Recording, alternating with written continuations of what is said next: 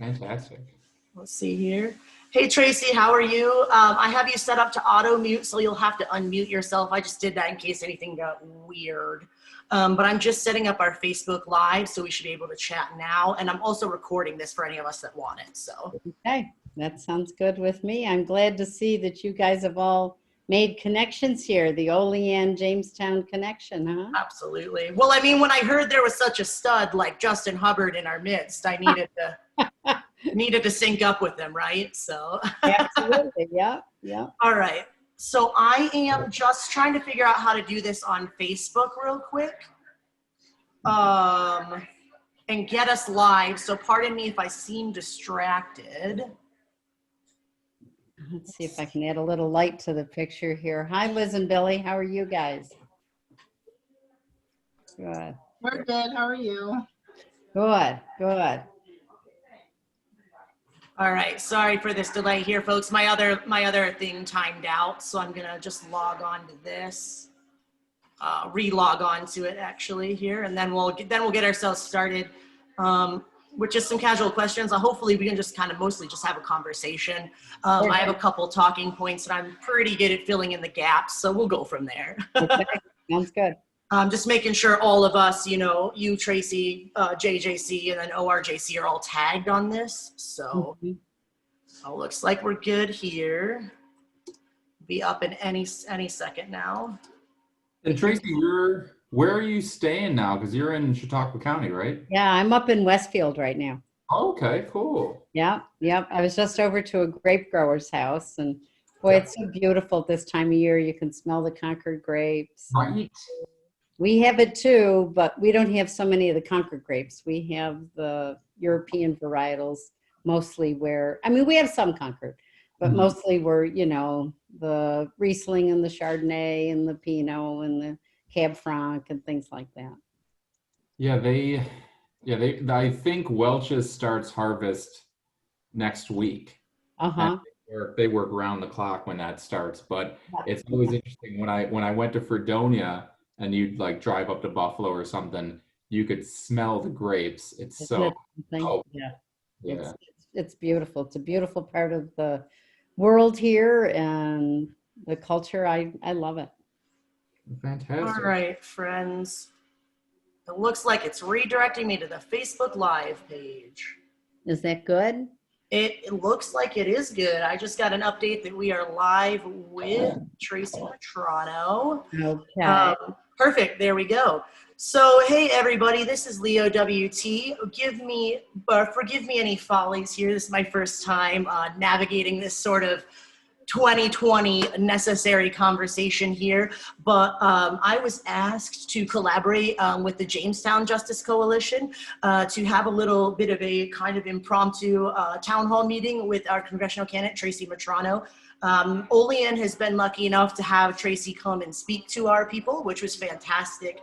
And we were so glad to have her at that event. It's always good to know that in an era where the whole world is blowing up, and things are wild, there are still people who see small town America, because small town America is America.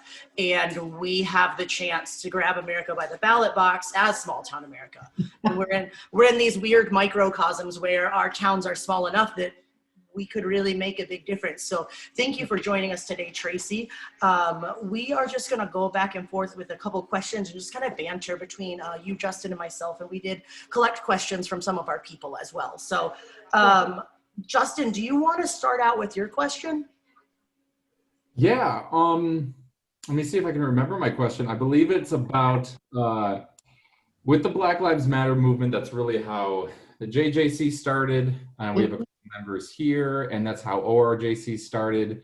So our question is, since you're running for Congress, how do you see Congress fitting into meeting the objectives of this movement?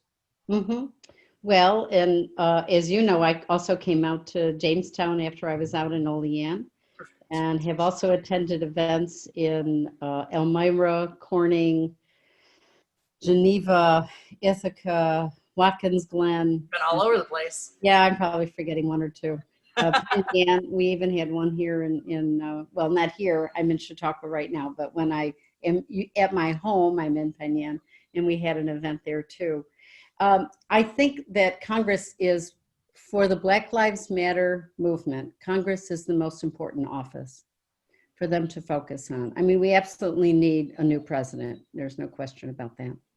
But apart from that, Congress is the most important office, and here's why. If you would forgive me 1 minute, my dog is insisting on being annoying when I've now just gotten onto this, and I'm going to put him outside because otherwise Sounds you're good. making him cry. I'll be right We'll back. forgive you for a second. Teddy, you're driving. This is I think how the life goes in 2020, right? Like someone's unmuted and they're supposed to be muted. Someone's internet connection falls out. Someone's small child decides to throw a temper tantrum. Like this is how we do life in 2020, right? So Well, it's just fitting because in Jamestown we haven't had a protest or a rally that hasn't involved a dog driving by in some way, and you can have somebody driving by and like all lives matter and like giving you the finger or something awful, and then like, oh, there's a dog. yeah, oh yeah. Puppy protesters are my favorite protesters. And you know what? So far, all of the puppies have been supportive of us. So I don't know. Well, that's a good sign. I don't know. So Well, here's why I think Congress is the most important political office for the Black Lives Matter movement to focus on. Because insofar as it has emerged largely out of police brutality incidents. The main problem is there's no federal oversight of the hundreds and thousands, tens of thousands of local law enforcement units that have no oversight, and that is the problem. So if and when you have people who are acting as bullies, who are racists, who don't understand the difference, who are aggressive.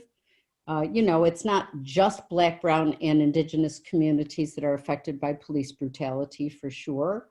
However, disproportionately they are. So racism is definitely playing a role, but you know, poor people, people with mental illness, people who have disabilities, people who are on drugs. I mean, there's such a panoply of social issues that we're not addressing in this country. Mm-hmm. And then you add the factors of racism, and then you add bad apples and a culture that they can create. So not even just one person, but a culture that they can create in a local law enforcement unit. The good people will leave, and there's no oversight. this is true. The way that we start to get oversight and kind of address the issue is from the federal government, and that will take federal law, and that means Congress.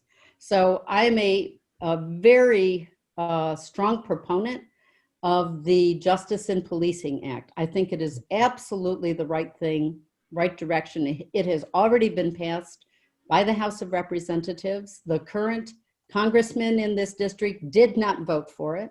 Right. And I would strongly, strongly support it. I'll just give you maybe 5 highlights. Sounds good. It creates the Department of Justice to oversee, not in a direct way, but be available to oversee incidents as they come up. It creates the database, so you can't have a bad cop who's shielded by union rules or something else, being let off of the workforce in Rochester and coming down to Jamestown and getting a job. Federal database, very important. It will severely limit qualified immunity. And that is the law that keeps individuals or their families from suing the individual who did it.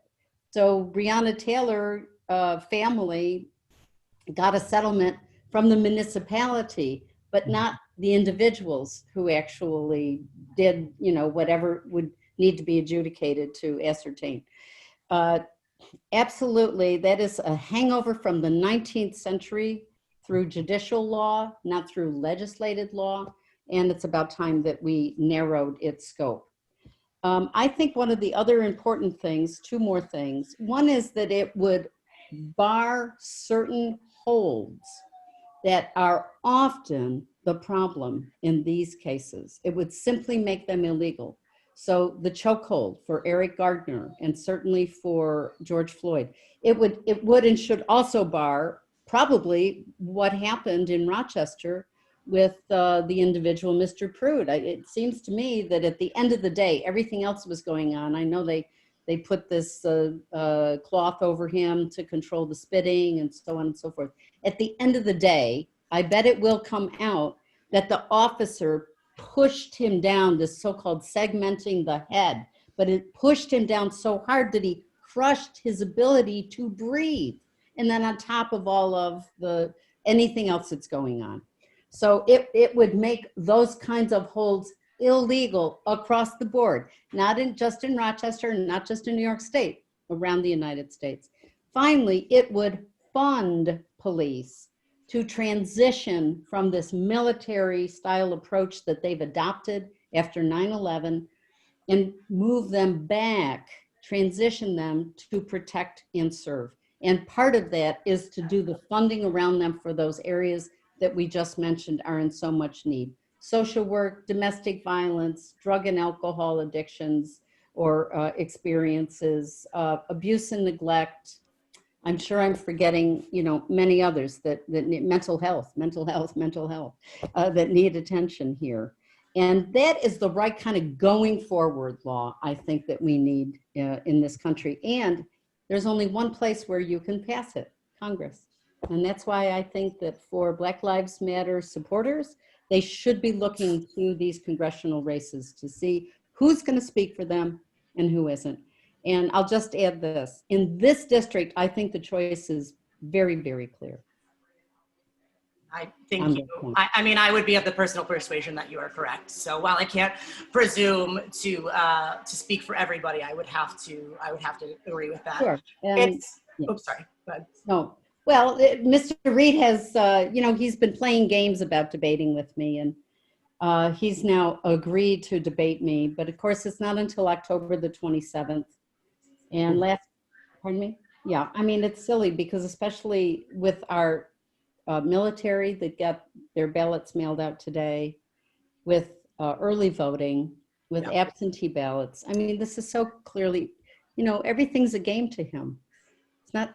It has seemed a bit of a cat and mouse game. Like, definitely, I mean, I understand that this is politics, but there are definitely plays being made from what I can see. I think it's interesting that you mention the Justice in Policing Act, because there's a wide range of things. And as a career social worker, like, I understand there's a wide range of things that contribute to ultimately someone having an interaction with law enforcement, right? This is something I've seen personally in my career. This is something I'm sure anyone with any level of public involvement has seen. But we're holding a rally in Olean this weekend, and the theme of it is small town activism, the intersection of race, poverty, and trauma. And so we're partnering with our county's community action agency to talk about some of these other factors that exist in our area. And I think certainly we would be remiss to not mention the gross nature that we are underserved in terms of mental health care in our area, in this area of the Southern Tier. And I think that you're absolutely correct. There are things that need to be funded appropriately and handled appropriately, because most people don't go to the police force to become a social worker. They typically go to a social work job, Right. Right. So I have another question for you that I thought was particularly interesting, and it was from one of our ORJC members who really wanted to shoot straight with you. So I'll just give you that warning. But this comes from one of our people here in Olean, and she would like to know that, she said, please ask Tracy, would she be willing to vote, or would she vote party line even if it's not in the best interest of her constituents? No. All right. Boom, Yep. done. So with that, and I want to believe you, I absolutely do. I've met you in I'm person. too old. Tell her if she's not already watching. I'm too old for that kind of thing. I'm too old to play for that. So give me a little bit, like, who is Tracy Mitrano and what would make you divert from a party line ticket? Like, what are your non-negotiables that you will not go back on? Well, let me answer it this way. One issue that I don't understand, and I have asked my aides, I have asked other people to do research to see, am I missing something? Because why isn't the Democratic Party working on getting the interest rates down on educational loans. I'm baffled. Now, one can say, look at Joe Biden. I'm going to vote for him. I'm going to make calls for him. I want him in that office. But I know he's all hooked up with the bankers and the corporations. He's from Delaware, for heaven's sakes, right? and so it may be that the banking industry has shoveled enough money into the pot of Democrats, as I know that they have into Tom Reed's pot. So I know why Tom Reed doesn't stand up for lowering those interest rates. And I can guess that is the reason why other Democrats don't take up that issue. But there's something where I don't care if it's Democrat, Republican, or polka dot. It's wrong to have these usurious interest rates on educational loans, period. And if I'm the only one in Congress standing up to talk about it, I bet there are some constituents and people around this country who get the point. And I'm more than happy to do that. Honestly, I made a joke, I'm too old, but it is kind of true. If I had gone into politics in my 20s, I would have been chewed up and spat out by somebody. I was too young, I was too inexperienced, I hadn't had enough life challenges to see who Tracy is and whether she can stand up. And apart from a lot of personal life challenges, let me just say, the position I had at Cornell required me to really stand on my own 2 feet. And I have had deans poking me, in the shoulder against a wall, telling me I'm not going to do this and I'm not going to do that. And presidents and vice presidents and network administrators and everyone else yelling at me. I learned who Tracy is in that kind of a role. And creating policy for a very large institution like Cornell is not unlike what a legislator has to do. You have a rule, but you want to be sure it's not overbroad. You want to be sure it's going to hit right where you need it to hit, that it's not going to create an unintended consequence, that it's going to make for efficient and effective governance. In my case, it was for IT at a big university. For this, it's for the United States of America, but it's the same process. And what I find is our legislators who have, I'm sorry, I'm going to have to say it, like Tom Reed, they're lazy. They want to go and do problem solvers and get on TV and send out a press release. No, I'm telling you, that work is hard because you got to be calling this one and that one and right on down the line. How can we get to some common ground? Where do we agree? How can we get there? How can we get there? What do we need to do? It's very, very hard work. And I'm not sure that the congressman in this district knows how to do it and is willing to do it. And I have a feeling there are a lot of other ones like him in Congress, and it's time to get all of them out. I don't care if they're Democrat or Republican. We need people who are going to bring results to the people in their district, and that's all there is to it. Internet, come on. As a Republican is going to tell me we don't need internet in this district? Of course we do. So how do we get there? That should be the only question, not whether, how. That's fantastic to hear. I know there's a big trend, so at my salon, we have an intern that works with us, and she's like a fantastically passionate young woman, a little bit younger than me. And she is working with the Young Democrats campaign in her area. And, we've been talking about what it's like to be a young voter in 2020. Like, I fancy myself still young. I'm on the cusp, I'm getting old, but I have tattoos, so I can stay palatable for a while. But what is it like? What is it like to engage a young voter in 2020? Because so many people, when we move from modernity to post-modernity, so many people no longer value this party line. What I'm finding people my age and younger, what they value is I'm going to vote for what's right. And so I think it's very interesting to speak to a new generation of people who are not interested in bleeding red or blue, but they're interested in someone who is going to say, this is what my district needs. You know what I mean? Yes, and we are small town America. We need different things than urban areas right. as internet. So yeah, internet's the best example right now. Yeah. I have been teaching people generally in the age range of, call it 18 to 25, for almost 40 years in my life now. 1981 is when I first started as a teacher. Let's not talk about how old I was in 81. Were you even born? So I love this age. It has kept me young. And it continues to breathe so much vitality in my life, even in politics. And what I find is I talk about the issues, healthcare, education, infrastructure, the environment. Absolutely. Right there. That's Absolutely. what it's all about. Absolutely. I mean, right now, because Donald Trump has so profoundly perverted the Republican Party, it is clear to me.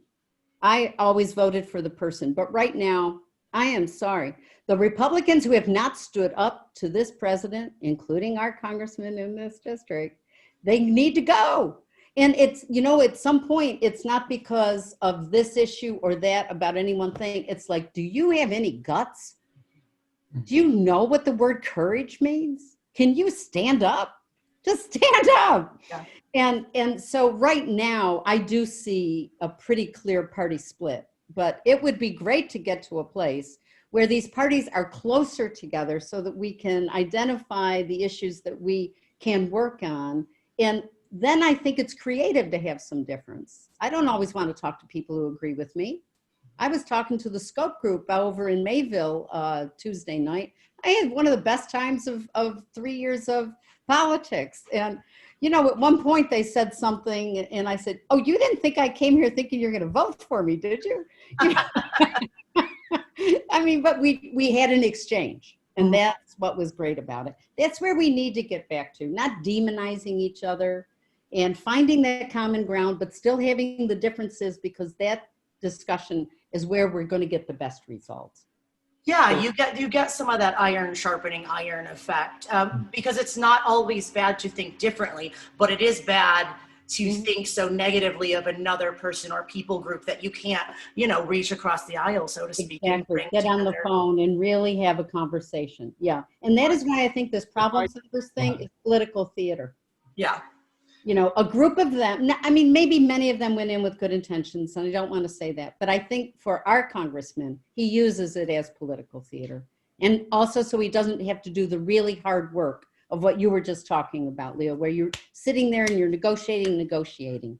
They just do this thing that has no influence on the people who really have influence in our federal government. They're not talking to Mnuchin. They're not talking to Pelosi. They're not talking to McConnell. They're just off here with a big show and sending out the press releases, getting the cameras rolling for 20, 30-minute news release. Has no relationship to where power really is right now in Congress. And what we need is to get something out to people who need help right now. We don't need drama. Yeah. We need results.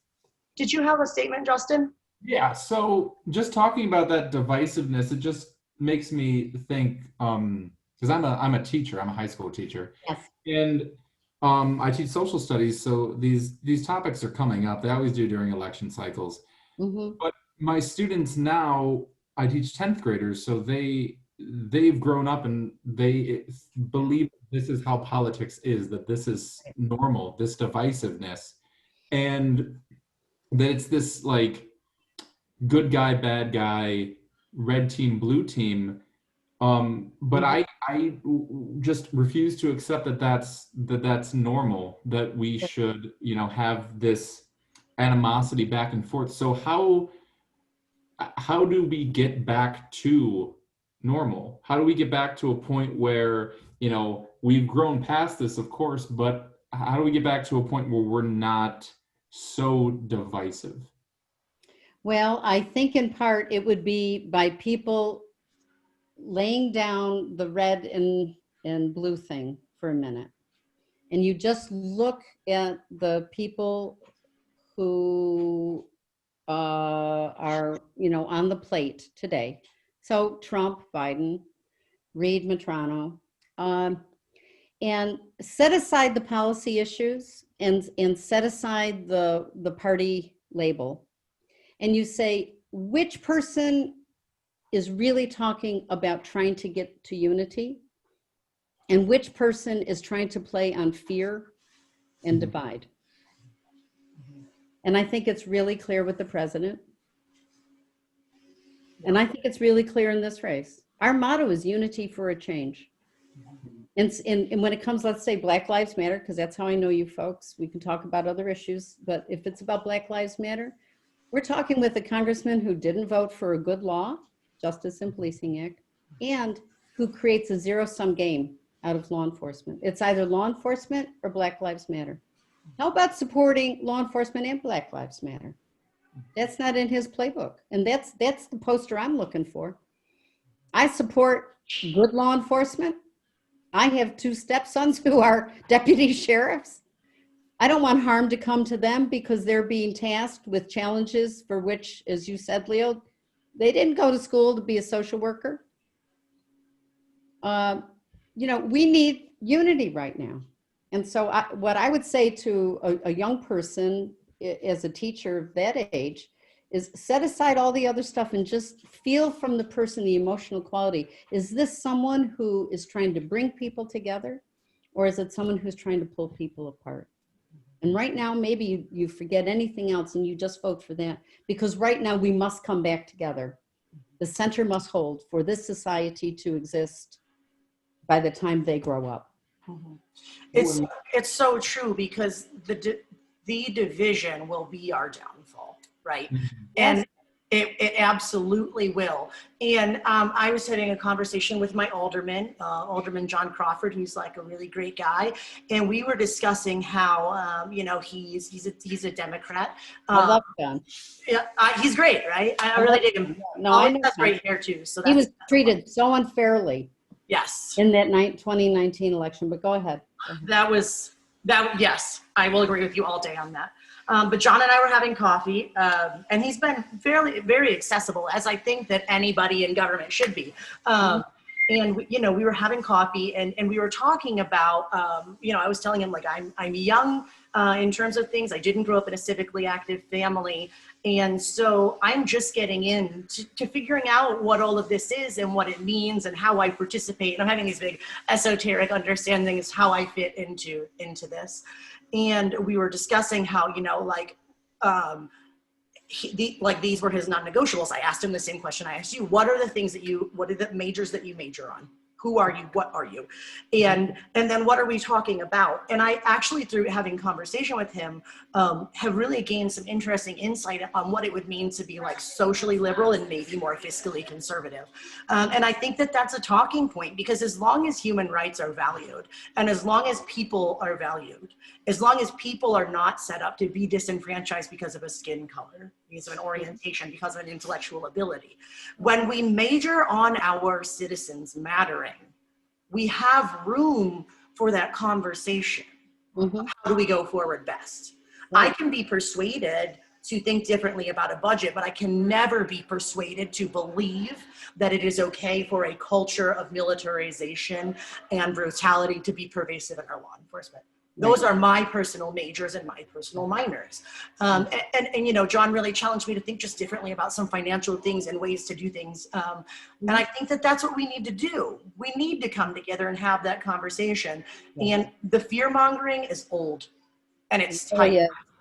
And we're fearing the wrong things. I mean, we have women in ICE who are being sterilized. Where's the fear over that? Instead, we're going to be afraid of a mask. Like, I still can't figure out how that was a political issue. You know what I mean? Yeah. But we have these egregious atrocities being committed. And I can't say that this is the 2020 I signed up for, but, I'm trying to do my part to make it a little bit different. So on that note, so a lot of this conversation is centered around minorities, right? The most. And I think Justin might have had a follow-up to Oh, did you, Justin? Before, so. I can't remember now, Leo, because you were I was feeling. No, so you just there needs to be like a tap on my shoulder function. You're all good. But one thing I really appreciate you talking about that. And just to stay on that, we've talked about Black Lives Matter, which is, very much the topic of the day. I did notice when you were talking about the Justice and Policing Act, you mentioned fund the police, right? Mm-hmm. And Leo and I and Liz, Billy and I, this is a constant conversation that we're having as the slogan, this defund the police. And it's like, oh no, it actually means reallocate funds. So what do you mean by that? And how will it help, not only the police, but also the citizens that they serve? Well, the two ways that the funds are destined to go under this bill is to demilitarize the police and get Right. them retrained in protect and serve. And that means having those other functions around them, the social work, the domestic violence, the mental health, and so forth. That's what has been defunded, are Right. those roles. So it's funding those roles, which will help the people who need it, and it will help the police, who all too frequently are put in positions for which they really have no training, and there's no other help. I'm not trying to make an excuse for someone who has murdered somebody. Please hear me clearly on that. But I can tell you, through the defunding of our social services and mental health and all of that, we have put police in an unfair position, and we need to get out of the military thing. We're not having 9/11 events, Right. thank God. So we don't all need to be militarized in the fear that some foreign terrorist is going to fly into Jamestown, New York. And let's get back to protect and serve, and then let's fund those areas around that have been neglected for decades at this point. Right. And I mean, a big part of the 1033 program is, or the 1033 program did militarize a lot of police, where it allowed weapons from the Pentagon to go to local police departments. And I think, because my best friends, I have two best friends that are police officers, and they have a different mindset on a lot of stuff, but there are ways we meet in the middle where we're constantly saying, this is not what police are meant to do. Right, it's not their mission. That's Right. what the military is for. Yeah, so, and with that comes this mindset, because someone that I know that's a police officer was on his social media, and he posted a status about what policing is like, and Mhm. it says, every door you knock on is mostly bad news for them or bad news for you. Every car you stop, and person you try to help, are they planning to kill you? Head on a swivel, watch your six, go eat, back to the wall, facing the door. Did they mess with my food? Scan for threats, adrenaline dumps, fighting for my life, and it goes on. Right.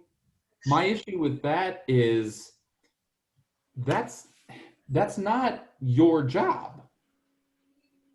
I mean, and if this is, when I read something like that, I hear, I think I'm reading like an excerpt from Vietnam, Right. not from a community police officer. I mean, we live in Jamestown, Leo and the ORJC from Olean. We're talking about, Jamestown, 30,000 people. Mm-hmm. And I don't know when I think our last officer involved shooting in Jamestown was, what was it, Billy, 3-4 years ago, I think? Yeah. I think something like that. Mm-hmm. Mm-hmm. And Billy has a lot of interaction with police officers at the city mission as well. Mm-hmm. But with something like, when it's that mentality, I just think that there's a lot of flaws in that. And I think what it's doing is it's setting these men and women up for just these traumatic situations. Yes. Yes. And I mean, there's a long history of it. It was accentuated from 1968 at the Democratic Convention, and then in the Nixon presidency, harping on law and order, and then demonizing protesters, whether they were, they were jammed in, just as I've been asked 100 times by journalists ever since the protests have emerged from the George Floyd murder. Protesters, looters, criminals, and it's like, hang on. I know what you're doing there. But the thing is, and actually there was a really good guy, he's out in Jamestown. He didn't know what he was doing. He had just heard it so many times. He's a journalist. And I said, what's wrong with that sentence you just asked me? And honestly, he didn't know. And I felt a little bad challenging him, because it became clear to me that he just picked up this vocabulary, and he wasn't trying to trick me. But it becomes so much a part of the culture. that all along, what has happened is the Republican Party seems to pounce on trying to munge peaceful protesters with criminals, looters, and so on and so forth, that the culture gets confused about it. And in a press conference, I wound up giving a whole chit chat about the First Amendment because there's not enough education and there's not enough clear-eyed feeling about let's work together on this. We all have a right to protest. No one has a right to any criminal activity whatsoever. If someone wants to do something and call it civil obedience, you better be willing to do the time, because that's what civil disobedience is all about. It's not getting away with it. I used to have students at Cornell that would file share, and we'd come down on them because those DMCA notices would come in, and they'd say, "Oh, I'm doing this out of civil disobedience." I said, "I might agree with your politics, but civil disobedience means you're going to do the time for what you're doing. You're out there. You're being presenceable about it." There's so much, but I really resent the way the Republican Party uses this issue. That's the thing that upsets me the most. They don't want to have people informed about what's a First Amendment right, and then, what's criminal, and making that separation, helping us get to a better place where we can talk about it constructively. They take advantage of these issues, and that's I think that we need to talk about to be sure that other people don't get sucked into it. And then it goes right back to how and why police from the 60s through 9/11, when they became militarized out of a fear that any place could be attacked. We're through that now. I'm not saying it can't happen again, but now we have the intelligence on it and so forth. We've got to get the police back to protect and serve. Actually, let me rephrase that. We have to get the police to protect and serve.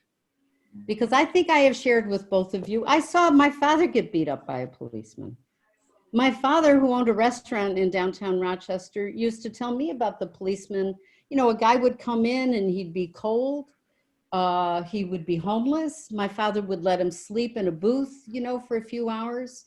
And a policeman would come in, and I remember my father telling him, taking the stick, the baton, whatever, there's a name for it, and beating guys, what is it called? Billy Club, yeah. Beating the man's feet. It was a white man, but this is the point. That's wrong. That's just a violent person who's wearing a badge so that they can do their violence, allegedly with legit. We need to get to protect and serve. We need to do so much more for our communities. And this is one very big piece, because obviously the brutality leading to deaths like George Floyd, this society cannot and will not tolerate, period. Absolutely. I couldn't agree more. We're coming close to our mark where we had planned to end, but I just kind of have one more. We're just getting started. I know. Hey, I don't have to do anything else, so you got ideas, but I have a question for you, and we'll not limit it here. But so it seems to me like we have a dichotomy of things that are happening in our world, and there are things that are happening in our legal system and in our government, and then there are things that are happening like in the heart of our nation. Mm-hmm. And how do you, what can you do, right, in Congress as a person with a heart to help change the heart of our nation?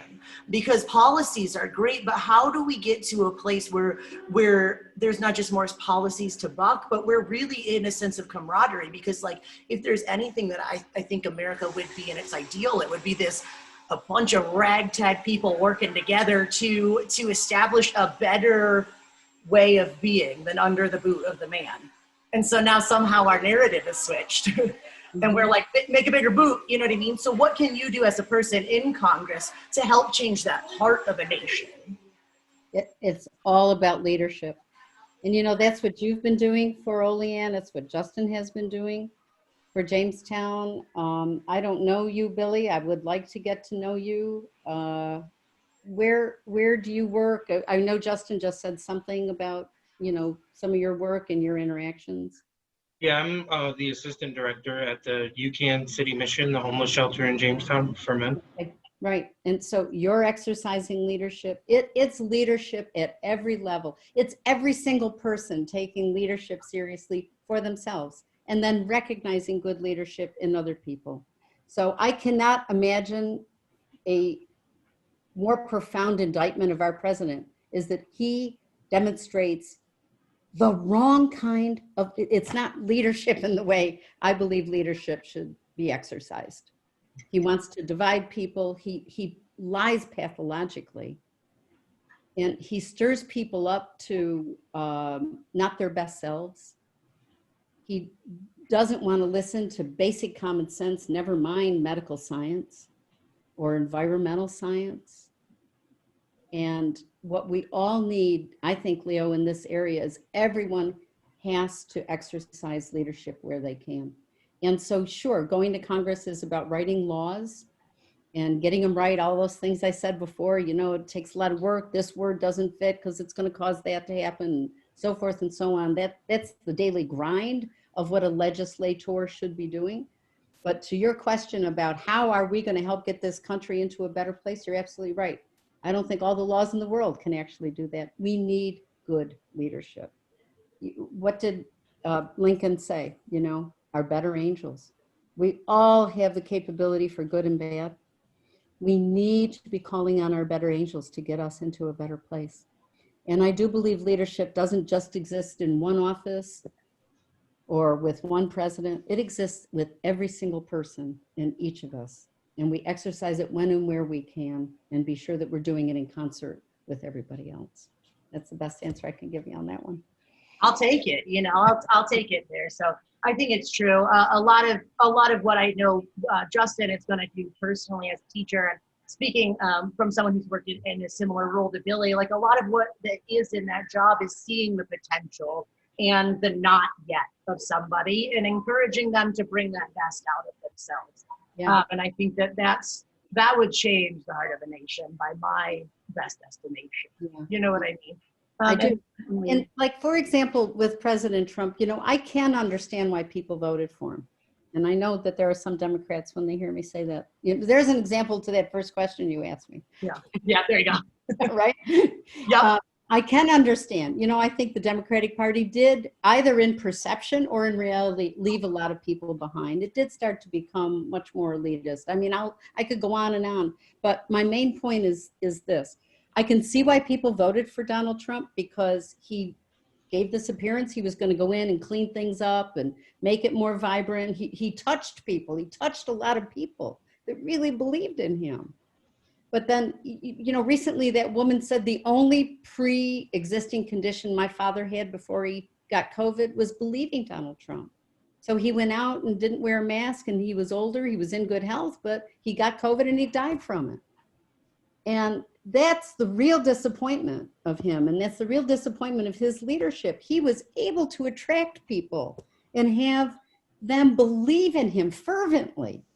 But I believe that he hasn't helped them, and he's continuing now to manipulate and hoodwink them for his own needs, and he didn't really help people out. And that's just part of what real leadership is all about. It's not just being able to attract people.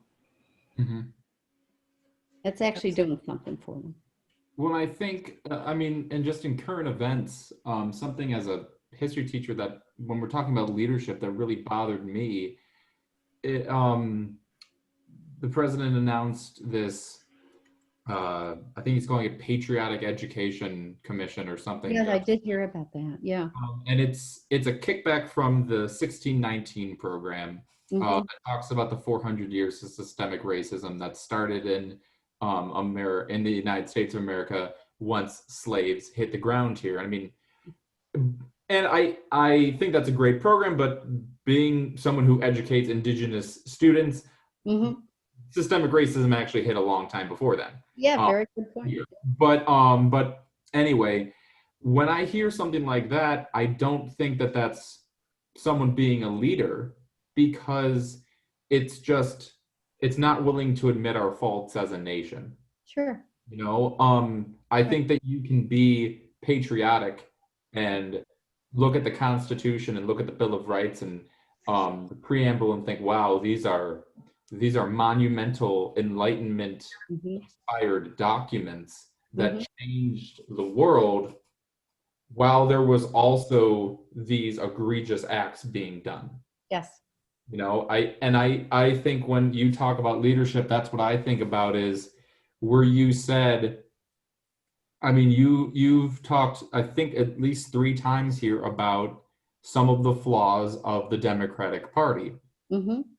which does not mean you're against the Democratic Party in any way, but it Yes. means we've done things that are wrong. We should learn from those mistakes. And I Yes. think, I mean, and I really appreciate that because I think that that is, true leadership. Thank you. Thank you. Yeah, I think any true leader has to be able to take a fearless moral inventory, right? And then you have to partner with people who fill in those gaps, and that's why it's so important to be able to build bridges instead of burn them down. Yes. Because and we're going to have to participate with people who are different than us, and we cannot continue to suffer from these isms as a country, or these phobias as a country, and move forward. And I think that's the part that disturbs me as a young voter who might not necessarily be party line, even though I am registered by a certain party, who might not be party line, because it's got to be all of us, or it's very quickly it's going to be none of us, Yes.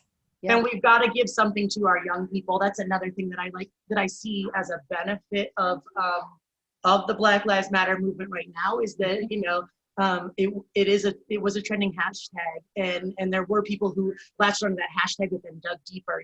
We've got a student group starting here in Olean, and I'm only hoping that we can be a small part of building up those leaders from a new capacity and from diverse backgrounds, because if no one ever sees my face again, but we can get 3 or 4 or 5 young students who are neurodiverse, who are interracial, who are, from different perspectives, if we can get them elevated and them in leadership, that changes things. Yeah. I am all for it. I am all for it. Absolutely. You guys are just so too fun to talk to. I had one personal question for myself. And I'm going to toss that out to you, and then we'll see where that takes us, because the last one did a really nice rabbit trail. But what do you think that you can do in the position that you're asking us to vote for you for? What do you think that you can do to help encourage minority representation in government? Because we are a diverse place. So how do we encourage minority participation in our government and in our societies? So one of the places that I've been more than once is Geneva. And the first time I went, it was in the immediate aftermath of George Floyd's death. And I purposely went and was quiet. Here I am running for Congress, right? You'd think, oh man, I can get up there and, get people to vote for me. Oh, no. This is serious. This is as serious as it gets. And so for the first few weeks, 3-4 weeks, I attended events, and I purposely did not let the leaders or organizers know that I was there or that I was a candidate for Congress. I went because, first of all, I wanted to show respect, and secondly, I wanted to listen. And I'm really grateful that I did, and I did learn a lot. The second time I went up to Geneva, it was a different kind of event. The community is doing a lot of the things that I think both of you are doing in your respective cities. They got the public safety building, i.e. the police, to let them use their parking lot to bring the community to, first there was a gathering, and it wasn't a march, but it was a rally in support of Black Lives Matter. And then they had food, no tickets. If you had some money to give to it, fine, but anyone was invited to eat. And then they had music playing, and it wasn't like super loud, and it wasn't like, super hip hop. It was, some Michael Jackson and, things that white people might like. and it was a great event. I'm so glad I heard about it, and I went up there. There was an African-American woman came up to me. I thought she was much older. She was articulate and presenceful, and she turns out she's 23 years old. And she said, could I talk to you sometime? Because I've been thinking about getting into politics. There's a woman out here in Chautauqua, African American. She is probably in her late 40s, early 50s. She has spent a long time in the military. Same thing. She said, can I talk to you sometime? Because now that I'm retired from the military, I'm thinking about getting involved in politics. I think it's a matter of showing up and being there for people. And I would love nothing more. I've been a teacher all my life. So this is something I enjoy doing anyway. And now to do it in politics in a way where things are, really, really matter right now. Just be available for that kind of opportunity if people want to take it. And Fantastic. I like that answer. One of the bigger things when it comes to getting involved in politics is understanding that you are the government. When I talk to not only my students, but when I talk to just, people I interact with every day, they always say them, Right. them, this, and then I'm like, and I always ask like, okay, who's them? right. And then they're like, oh, well, the government. And I'm like, okay, so what can we do? Yeah. And that's what it really makes me happy that you talk to these people, especially the people in Chautauqua. I'd love to know who she is. I'll introduce you. I bet she'd like to know about what's going on. She's up in the Fredonia area. She's not right in Oh, Jamestown. that'd be fantastic. Yeah. So because we are the government, Yes. everyone is, and not just people that are running. And and one of the things that we're doing in Jamestown's program started by Ron Graham is he's calling it the Good Trouble campaign. Oh, I love that. He marched. This is a man that marched with John Lewis. Oh, wow. So, and his pitch this year is just voting matters. Yeah. And that's where we're starting. Oh, is he tall, kind of slender? No. Oh, he came by the other day when I was in Jamestown. I met him and I got one of his masks. I think I know what you're talking about. Yeah, he's just if he tells me something, I listen. If Mr. Grant says something, you listen.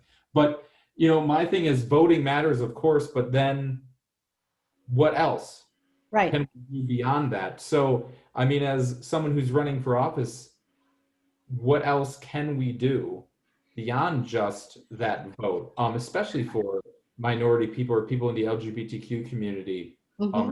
people in the, people living with disabilities? How can we get more involved beyond just putting Putting a ballot in. but then That is a good and big, important question. First of all, you're absolutely right. Remember Lincoln's definition of government? Of the people, for the people, and by the people. So, you hit the nail on the head with that. Tonight must be the night that I'm going to be critical of the Democratic Party, but here I go again. When I got involved and started in politics, people would say to me, are you in contact with the African American community? And, name your city, Elmira. And party people would say this. And I'd say, wait, you're not?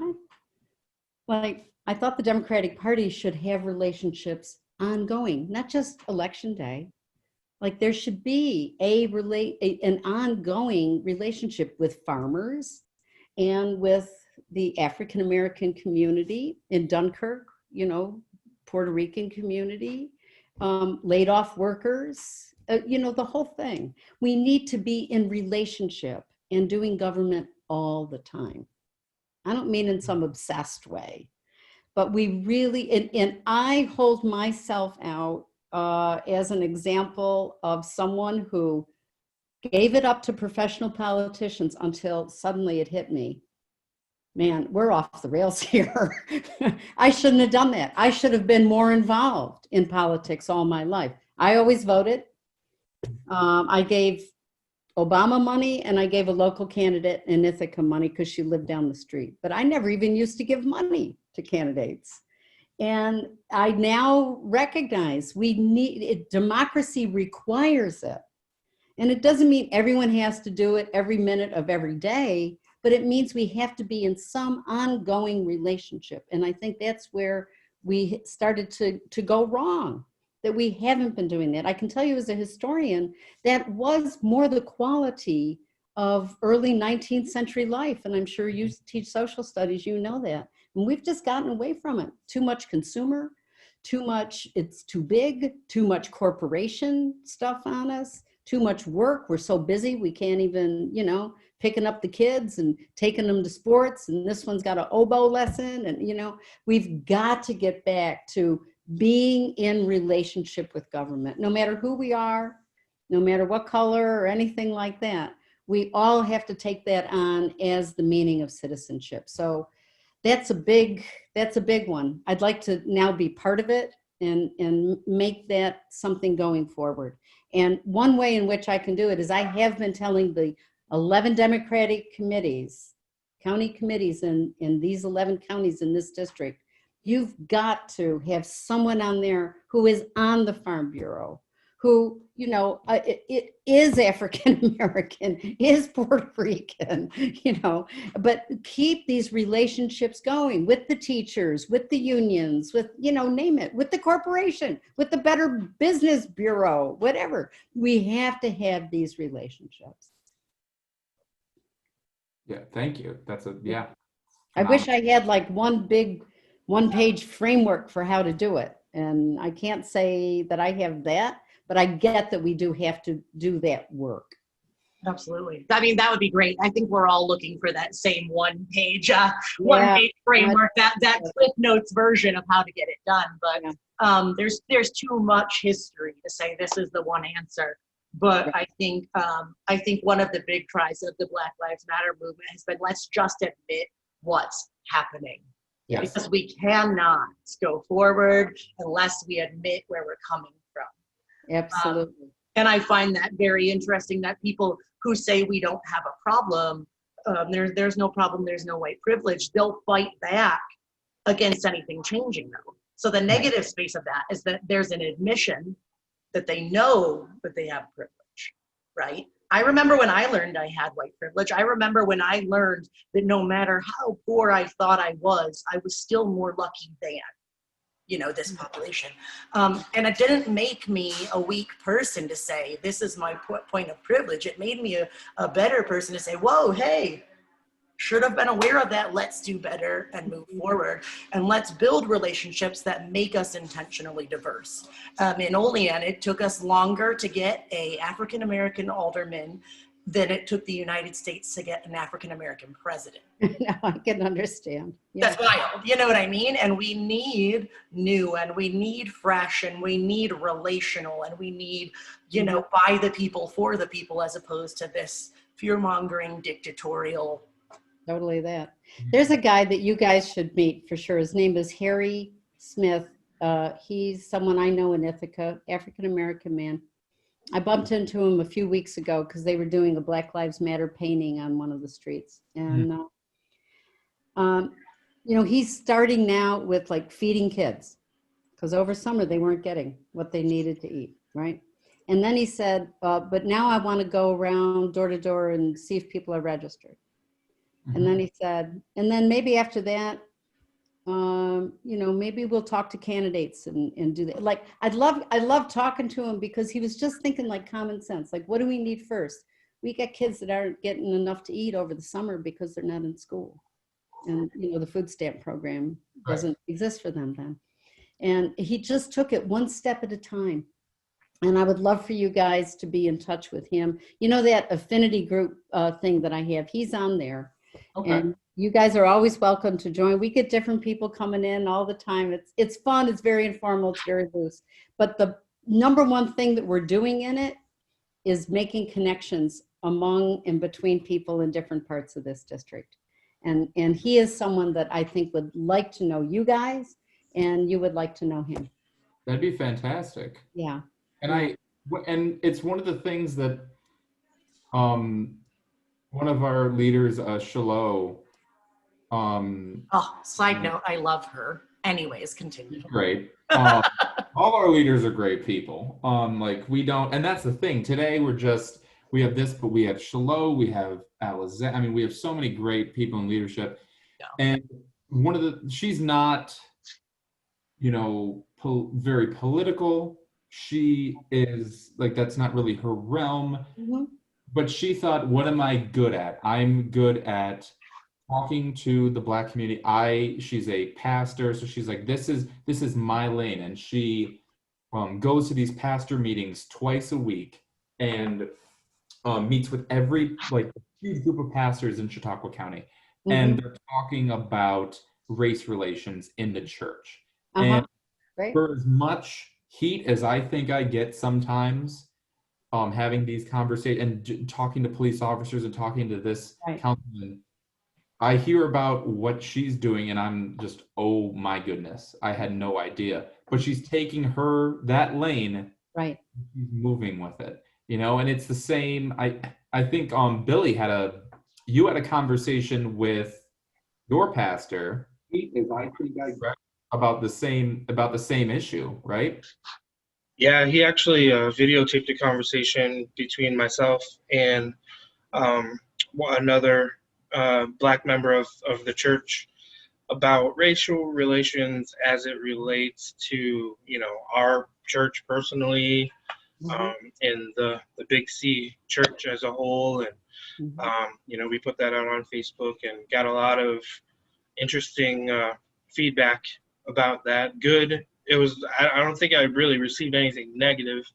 But it was, it's an important conversation to have, and like you said, Shiloh is really kind of championing that aspect of it. That's Right. great. Yeah, and sometimes what's that phrase? Uncomfortable conversations. Right. Sometimes they are hard, and we have to have faith in each other to get through them, Right. even when they hurt or all of that. They're not always going to be happy-go-lucky, but ignoring reality and then having it blow up is not happy-go-lucky either, and that we have to be more real. When one of my students today said, he was talking about this very thing, and then one of the other students goes, well, we don't want to make anyone uncomfortable. And he said, no, that's where we grow, is in our discomfort. And I Yes. thought, Billy having that conversation, I watched it, and at times it did seem very not charged, but it did seem Yes. uncomfortable. The relationship we have with our Chautauqua County Sheriff. He's gone to every single one of our Black Lives Matter rallies, and a few months ago, he put out a letter that it was about the governor's executive order for policing, and he wrote in there, talked about Black on Black crime, said there's no systemic issues in policing. And it was just a letter that I understood where it was coming from, but it just really, it hurt to see that from this man. And Billy has a personal relationship with him. He's known him. So Billy wrote him a letter, and then we all had a meeting. Wow. And fast forward, and we continue to have this relationship. Fast forward, last night, he holds up a Black Lives Matter shirt that we gave him, and he said, I'm going to wear this. And he said, I believe that all lives matter, but all lives can't matter until Black lives matter. And just to think that came from him willing to have these uncomfortable conversations, Billy willing to, write this letter to a man that he has a relationship with. Yeah. And, I think that exact statement from my student, where we're growing from this discomfort as people, and I really think that in our country now, that's where we really need to get to where we're not saying that person's a Trumper, or race. No, like let's have that conversation, and we're gonna grow from it. Yes, and that's very moving. You gave me goosebumps actually in talking about that, because that is where real growth comes from. There's such a difference between being unsafe and being comfortable. So you want everyone to be safe, but to be uncomfortable in a safe environment where you've had this interaction with the sheriff and so forth, that is where growth comes from. That's real change.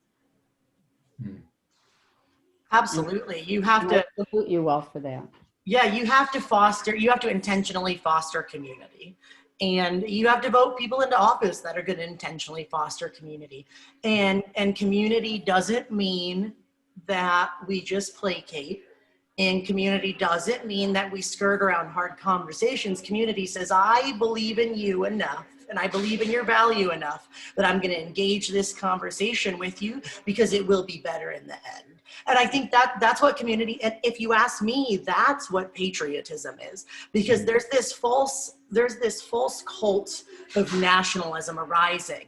And it's incredibly disturbing to me, because I was in the subway outside of my salon the other day, and there was an older couple in subway with their masks on, and this young guy walked in, maybe between 30 and 40 somewhere, I don't know. And he walked in like a big old tough guy and no mask on. And this cute little grandma looked at her and was like, oh, you're not wearing your mask today? And he goes, no, thanks, I'm an American. And she's like, would you mind standing like 6 feet back from me? And he's like, no, thanks, I'm an American. And I was like, that's not an American, that's just a jerk.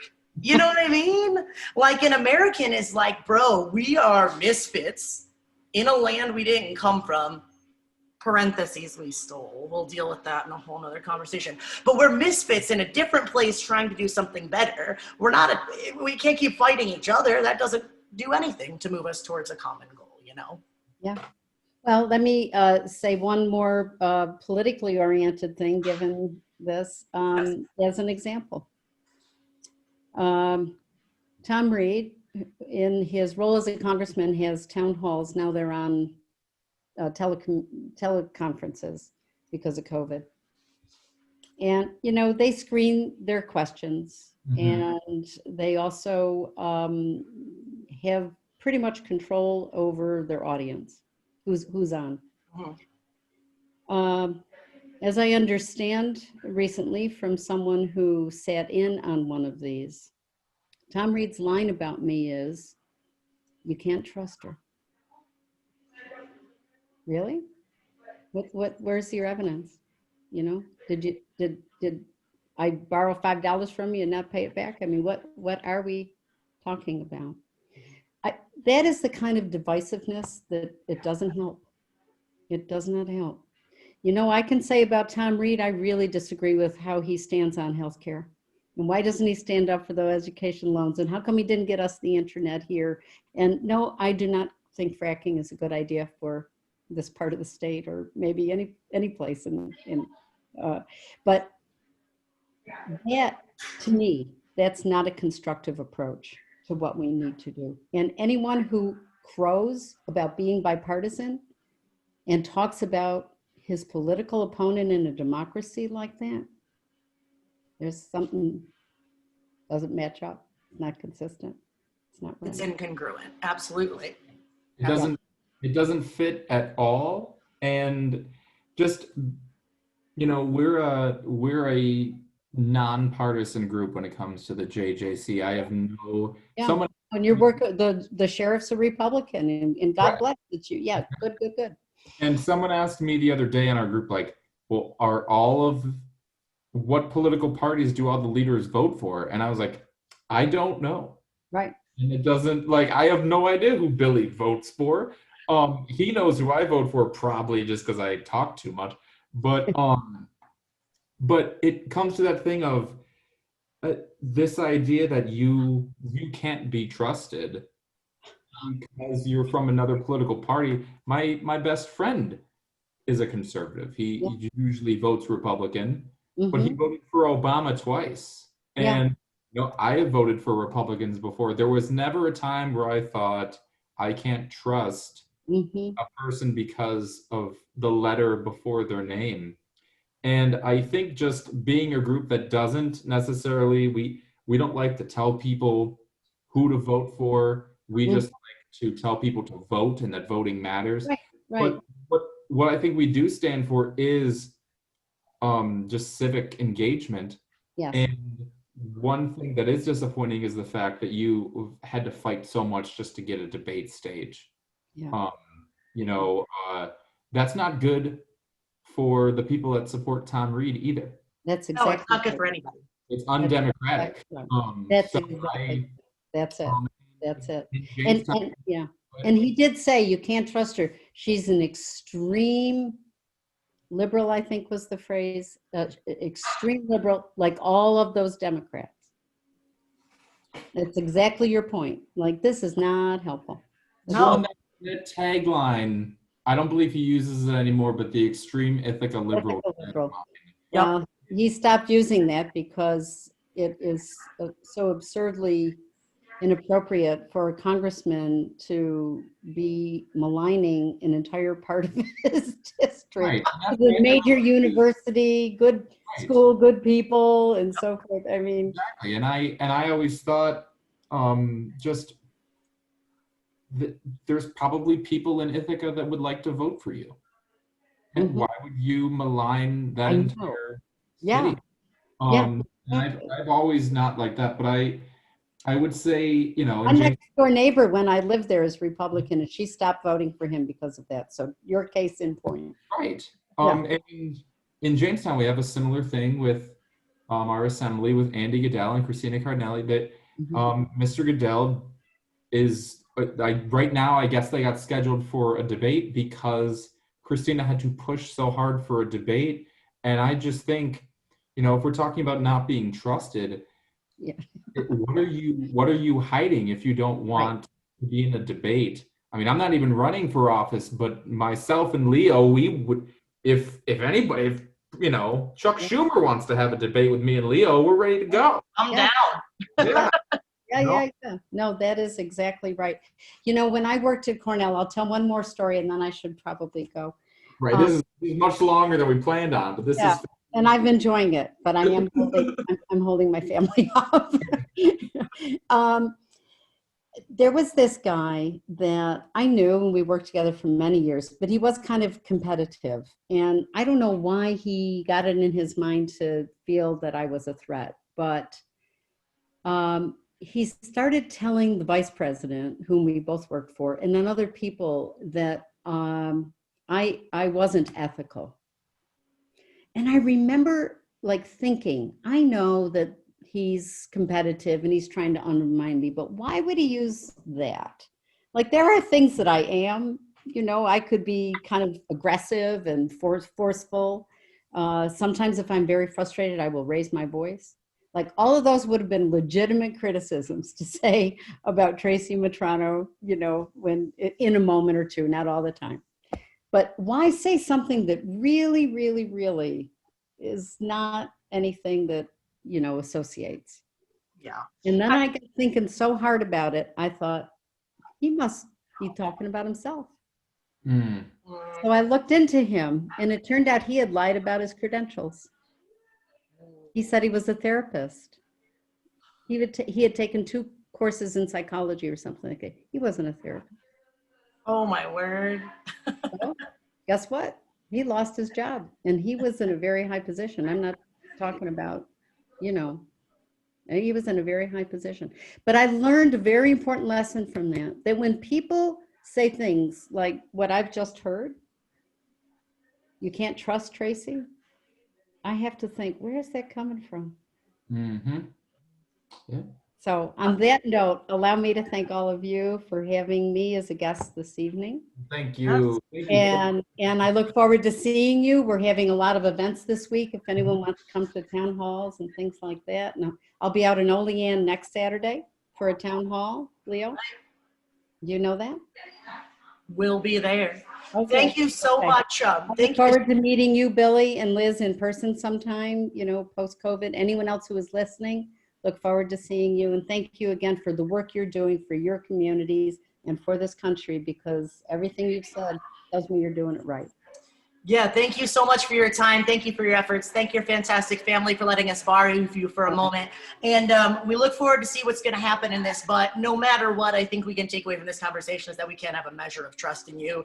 And person to person, as someone who is also trying to do the good work, you know, we appreciate you for taking your time, especially because, like I said before, small town America is America. We're America. And thank you for seeing that and taking your time with us today.